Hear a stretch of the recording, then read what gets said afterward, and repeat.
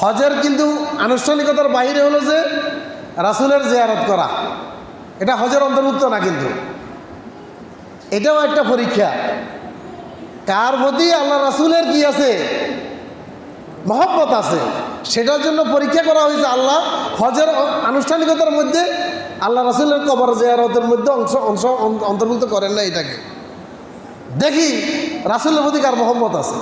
হজ করার জন্য মক্কাতে গেছে, মদিনাতে রাসূলেরকে সালাম দিতে গিয়েছে, গেল কি না, জিয়ারত করলো কিনা, সেটা দেখার জন্য একটা কি ইমানদারের জন্য কি একটা পরীক্ষা।